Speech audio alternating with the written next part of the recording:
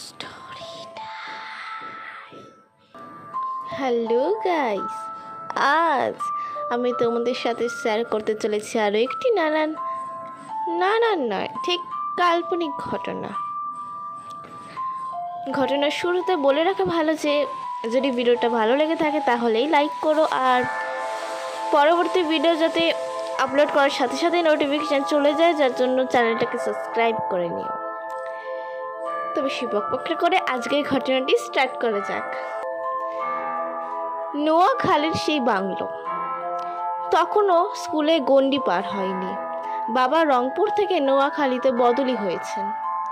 School জীবনের বন্ধুত্ব খুবই প্রগাঢ় হয়। বুকে কষ্ট নিয়ে এখানকার বন্ধুদের ছেড়ে যাচ্ছি। তার মধ্যে আবার স্টেশনে বাবার জন্য সবাই কান্নাকাটি করছিল। সৎ ও নিরপেক্ষ হিসেবে বাবার সুনাম ছিল অনেক, তাই সবার মনোকষ্ট, ফলে বন্ধু বিচ্ছেদ ও সবার কান্না দেখে মনটা খুবই খারাপ।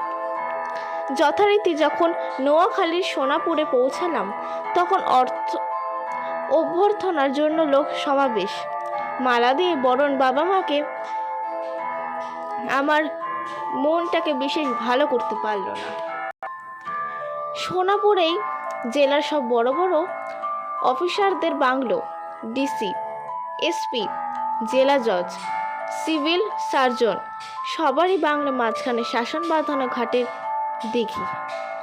বাড়িগুলোর দেয়াল ভেতের মাঝে পাকা ছাদ, অ্যাসফল্ট বেটের সুন্দর চত্বর, বড় গেট দিয়ে যখন ঢুকলাম তখন ভিন্নধর্মী গৃহ প্যাটার্ন দেখে ভালোই লাগলো। একটু রাত হয়েছিল বটে।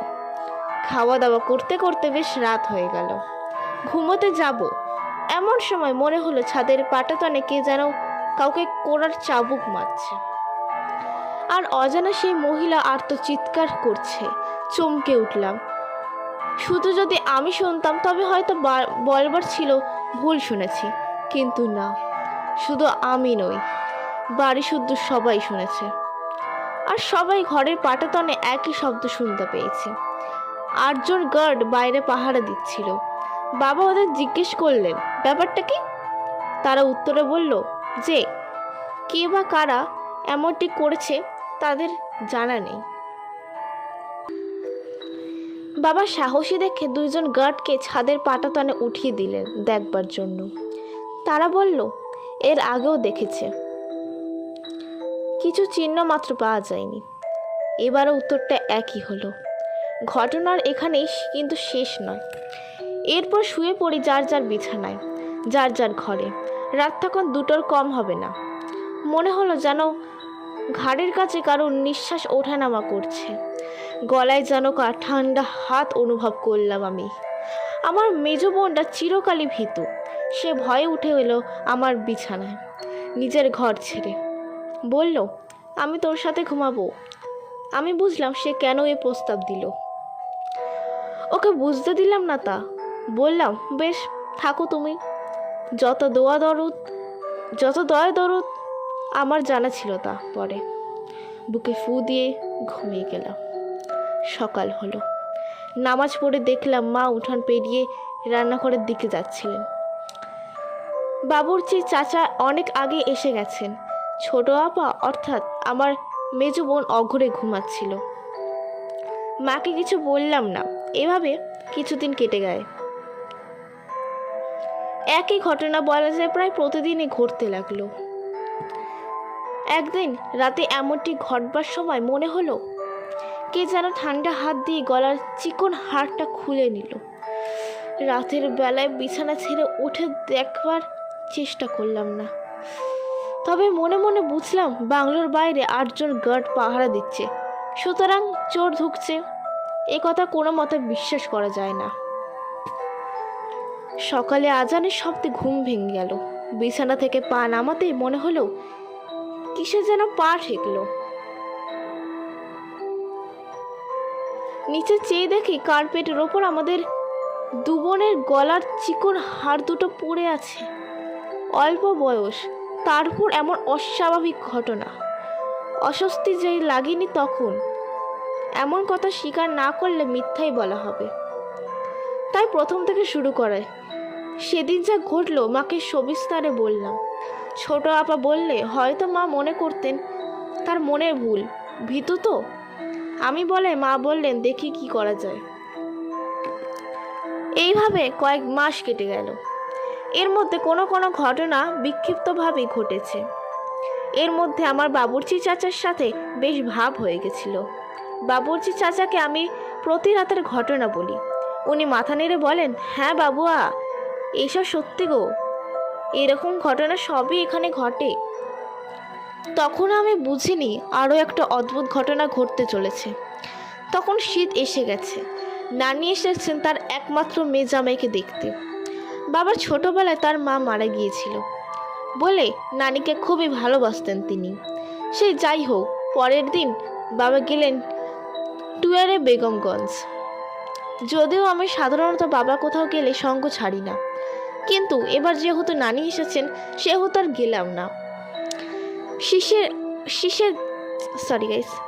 শীতের দিন হলেও সন্ধ্যা থেকে একটু টিপটিপ বৃষ্টি আর বাতাস বইতে শুরু করলো। নানি হঠাৎই অসুস্থ হয়ে পড়েছেন। রাত 10টা পার হয়ে গেছে। বাবা বাসায় নেই। শীতের রাত, তখনও টেলিভিশন চালু হয়নি। সবাই যার যার ঘরে শুয়ে পড়েছি, আর বোধহয় ঘুমিয়েও পড়েছিলাম। আশ্চর্য ঘটনা হচ্ছে, সেদিন ছোট আপা, মা, নানি সবাই অসুস্থ ছিল। আয়াকেও ঘুমোতে পাঠিয়ে দিয়েছি। যদিও সে যেতে চাইছিল না। আমি একটা রহস্য গল্পের বই নিয়ে পড়তে বসলাম। নামটা আজ মনে করতে পারছি না। মা বলতেন যে গল্পের বই না পড়লে অনেক কিছুই জানা যায় না, ভাষাও শেখা যায় না। ফলে ছোট থেকেই গল্পের বই পড়ার অভ্যাসটা রপ্ত করে ফেলেছিলাম। সেই অভ্যাসটা আজও থেকে গেছে। সজাগ থাকার জন্য বই পড়া শুরু করলাম। কোনো সজাগ, কান সজাগ। বেশ রাত, তখন মনে হচ্ছিল নানি যেন ডাকছেন।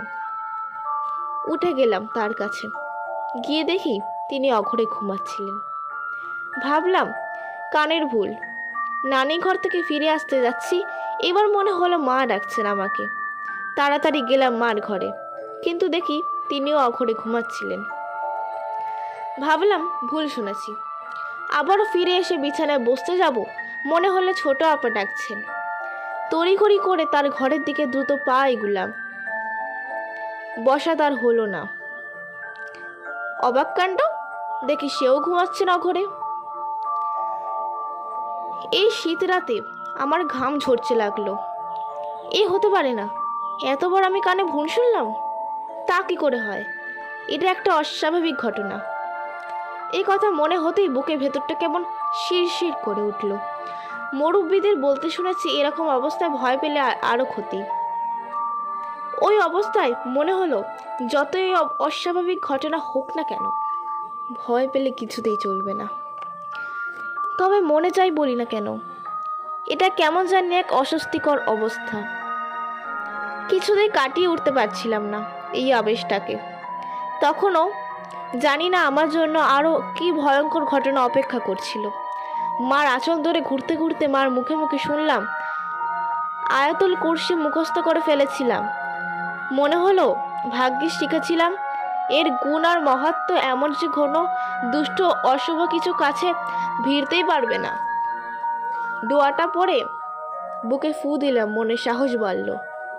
নিজের ঘরে গিয়ে মনে হলো আমি খুবই ক্লান্ত, বসে থাকতে পারছি না, একটু টান টান হয়নি। এই চিন্তা করে লেপের ভেতর ঢুকে গেলাম। বারবার উঠতে হতে পারে ভেবে মশারি টাঙাইনি। খানিক পরেই মনে হলো কে যেন আমার পায়ের কাছে বসলো। মনে হলো উড়িয়ে দিলাম না। সবে অসুস্থ, বাইরে গার্ড, সব দরজা বন্ধ। কেমন করে কেউ বা ঢুকবে বাড়ির ভেতরে? এই কথা বলে মনে মনে লেপ দিয়ে ঢাকা মুখ আর খুললাম না। তবে মনের ভেতর থেকে কিন্তু কিছুতেই এই চিন্তা সরাতে পারলাম না আমি। কেউ নিশ্চয়ই বসে আছে পায়ের কাছটায়, এটাই বারবার মনে হতে লাগলো আমার। ঠিক তাই লেপ থেকে মুখ একটু খুলে দেখি যে একজন মহিলা আমার দিকে চেয়ে চেয়ে হাসছে। মাথায় তার ঘোমটা, আমার পায়ের দিকে খাটে বসে তিনি। আমি দেখে মুখটা আবার ঢেকে ফেললাম। না না, ভয় পেলে চলবে না, ভয় পেলেই তো ক্ষতি।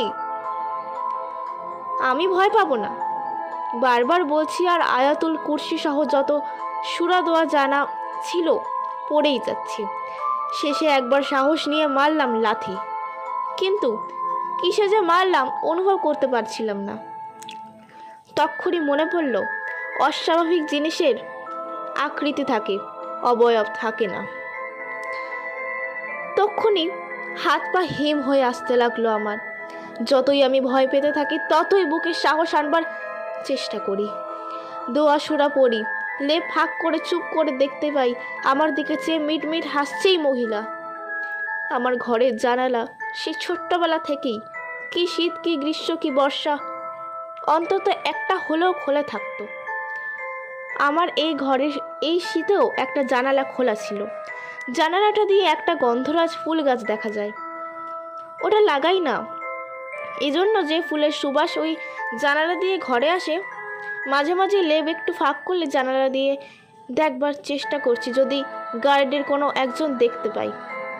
এইভাবে দীর্ঘ সময় কেটে গেল।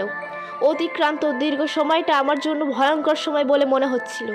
এমন সময় আজানের ধ্বনি শোনা যায়। অমনি মেয়েটি পায়ের কাছ থেকে উঠে গেল, জানালা দিয়ে বেরিয়ে গন্ধরাজ গাছটায় মিশে গেল। আমি রিমোর বিস্ময় চেয়ে থাকলাম ওই অশরীরী মহিলার যাবার পথে। আমাদের মতো মানুষের তো জানালার রড ভেদ করে কিছুতেই যাওয়া সম্ভব নয়। এমন ঘটনা মাকে না বললেই নয়। তাই নামাজ পড়ে মার ঘরে গেলাম, মাকে কিছু খাইয়ে ওষুধ খাওয়ালাম। তারপর ধীরে ধীরে ঘটনা খুলে বললাম। মা চুপ করে শুনে গেলেন, কিছুই বললেন না তিনি। একটু বেলা হলে মা আর্দালিকে জিজ্ঞেস করলেন তার কোন কামেল ফকিরের কথা জানা আছে নাকি, ডাকলে আসবেন কি না। সে জানালো একজনকে সে চেনে, টাকা পয়সা কিছুই নেন না তিনি। মাঝে মাঝে উনি তার বাচ্চাদের তেল পড়া পানি পড়া দেন, তাবিজও দেন, কিন্তু একটা পয়সাও নেন না। সবারই উপকার হয়, তারা খুশি মনে কিছু দিতে চাইলেও উনি কিছুতেই নেন না। বললেন, আমি আল্লাহর হুকুমেই আল্লাহর বান্দার সেবা করি, আমি যে কিছুই নিতে পারবো না। এমনকি যার চিকিৎসা করেন তার বাড়িতেও কিছু খান নাও। মা বললেন, তার এমনই লোকই চাই। ওনাকে খবর দেওয়া হলো। মা তাকে কষ্ট দেওয়ার জন্য মাফ চাইলেন এবং পুরো ঘটনায় ধীরে ধীরে বললেন তাকে। উনি ঘটনা শুনতে শুনতে আমার কপালের দিকে দেখতে লাগলেন। পরে ঘটনাটা যেখানে ঘটেছে সেই ঘরটা দেখতে চাইলেন। আমি তাকে নিয়ে গেলাম আমার ঘরে। উনি জানালাটার কাছে দাঁড়িয়ে গন্ধরাজ গাছটাকে খুব গভীরভাবে দেখতে লাগলেন। তারপর কিছু আমল করে গাছের দিকে ও জানালাটায় ফু দিলেন। ঘুরে আমাকে নির্দেশ দিলেন এশার নামাজের সময় যেন আমি জানালাটা লাগিয়ে রাখি, আর ফজরের নামাজ পড়বার সময় যেন খুলে দিই। যদি কেউ জানালায় টাকাও দেয়, যদি কেউ জানালায় টোকাও দেয়, তাও যেন না খুলি। মার কাছে ফিরে গেলেন তিনি। বললেন, মেয়ে, ভয় পেলে ক্ষতি হতো। আল্লাহর কালামে বরকত। ওইখানে ওই গাছের নিচে একটা মেয়েকে খুন করে পুঁতে রেখেছিল কোনো এক মানুষ। এখন সেই দেহ মাটির সাথে মিশে গেছে। এই বলে তিনি চলে গেলেন। আমার সবই হতভম্ব হয়ে বসে থাকলাম। বাবা বেগমগঞ্জ থেকে ফিরে গেলেন। বাবাকে আমি সমস্ত ঘটনা খুলে বললাম। বাবা শুনে গেলেন মন দিয়ে। শুধু বললেন, উনি যা বলেছেন তা ঠিক মতো মনে চলো। তারপর প্রতিদিনই জানালায় টোকা শুনতাম, কিন্তু জানালা আর খুলিনি এসার পর। আর কিছু ঘটনাও, তবে ছাদের পাটাতনে কোড়া মারার শব্দ আর আর্তচিৎকার অবহতই ছিল, কিন্তু শ্বাস প্রশ্বাসের শব্দ আর গলায় ঠান্ডা হাতের স্পর্শের ঘটনা আর ঘটেনি। কিন্তু আমি 30 বছর আগে এমাত্র পাশ করে প্রায় 30 বছর অধ্যাপনা করার পরেও ঘটনার কথা ভুলতে পারিনি। কি ঘটল কে ঘটালো? প্রকৃত সত্যিটা কি? আজও মনে প্রশ্ন জাগে, কিন্তু মেলে না কোনো উত্তর। তো বন্ধুরা, এইটুকুনি ছিল আজকে আমার গল্পটি। আর আরেকটা জিনিস বলে রাখছি যে এর পরে শনিবার ভিডিও আসবে না, কারণ ওই দিন হচ্ছে আমার বার্থডে। হ্যাঁ, আর যেহেতু আমি এখানে স্টোরি চ্যানেল খুলেছি, মানে স্টোরি টাইম, তাই জন্য আমি কোনো বার্থডে ব্লগ দিতে পারবো না। কিন্তু যদি তোমরা কমেন্ট করো তাহলে আমি বার্থডে ব্লগ দিতে পারি, যদি তোমরা কমেন্ট করো। আর আমার সমস্যা হচ্ছে যে আমি যে ভিডিওগুলো পাঠাই, সেই ভিডিওগুলোর যে কমেন্ট বক্স থাকে না, সেটা একটা ডিস্টার্বিং আছে। তো তোমরা আমি যে শর্টসগুলো পাঠাইনি, সেই শর্টসের কমেন্টে গিয়ে আমাকে রিপ্লাই দিতে পারো। আর পরের শনিবার যেহেতু ভিডিও আসবে না, কারণ আমার ওই দিন বার্থডে, কিন্তু হ্যাঁ, পরের রোববার কিন্তু ভিডিও আসবে। তো দেখা হবে একটা নেক্সট ভিডিওতে। ততক্ষণের জন্য বাই বাই।